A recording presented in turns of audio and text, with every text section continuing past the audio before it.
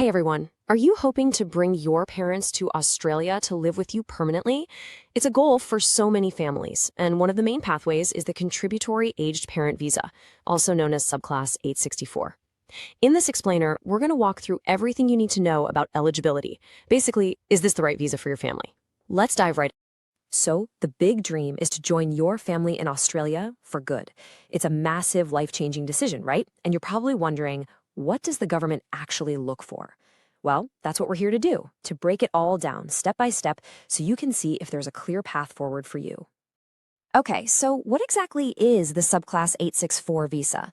Well, the bottom line is it's a permanent visa. It's specifically designed for the aged parent of someone who's already a settled Australian citizen, a permanent resident, or even an eligible New Zealand citizen to come and stay in Australia permanently. Now, before we go any further, I have to flag something that is super important. This is a deal breaker for some people, so listen closely. If you have already applied for, or if you currently hold the Sponsored Parent Temporary Visa, that's Subclass 870, then you can't apply for this one. This is a critical piece of information that could completely change your plans, so it's really good to get that out of the way right up front. All right, with that key point covered, let's get into the real meat of the application. We're going to start with the core family requirements. This is all about proving that your family's center of gravity, your strongest ties are right here in Australia. So first things first, you absolutely need an approved sponsor. Now, for most people, this is pretty straightforward. It's going to be your child. But you might be asking, what if my child is under 18? Well, they've thought of that. In that case, an eligible relative or even a community organization can step in and act as your sponsor. Okay, next up is the age requirement, and this one is really simple and non-negotiable. Because this is an aged parent visa, you have to be old enough to actually receive the aged pension in Australia. It's a hard and fast rule. All right, now let's talk about something called the balance of family test. I know it sounds a little complicated, and honestly, it can be confusing. But the whole idea behind it is pretty simple. The government just wants to see that your family's ties are stronger to Australia than to any other country out there. So how does it actually work? Let's break it down with a simple example. To pass this test, at least half of your children have to be living permanently in Australia. So let's say you have 3 kids. If 2 of them are settled here in Australia, you pass. But on the flip side, if you have 1 child here, but your other 2 are living in, say, the UK, then you wouldn't pass. It's all about where the majority of your kids have put down roots. Okay, so we've covered the family connections. Now we need to switch gears and talk about the financial side of things. This is a really big part of the application, and it's called the assurance of support. So, what on earth is an assurance of support? You can think of it as a formal, legal promise. Your sponsor is essentially telling the Australian government, hey, I will financially support my parent, so they won't need to rely on any government assistance after they get here. It's a guarantee, really. Now, I know that can sound a little intimidating, but here's the good news. You can breathe a little easier. You don't have to worry about this right at the very beginning of your application. The government will actually let you know when it's time to get this sorted, so you can focus on everything else first. All right, moving on. Next up, we have the personal requirements.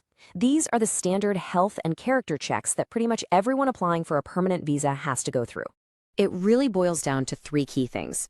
First, you have to meet the health requirement. Second, you have to meet the character requirement. And third, you'll need to sign the Australian Values Statement.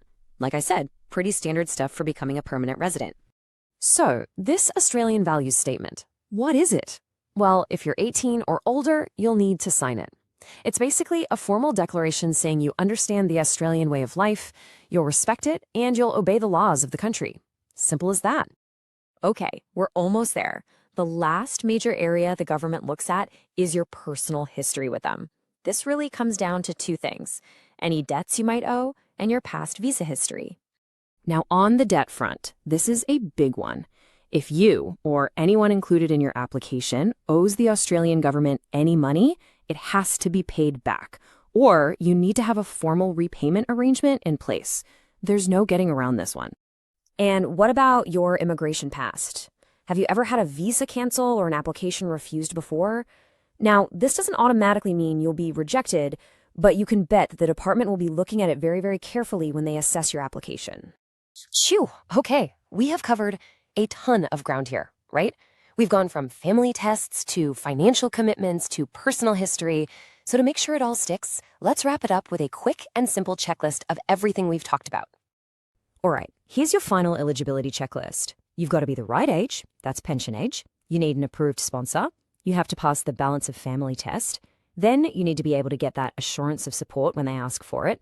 Of course, you have to pass the health and character checks, make sure you have no debts to the government, and finally, sign the Australian Value Statement. If you can tick all those boxes, you're on the right track.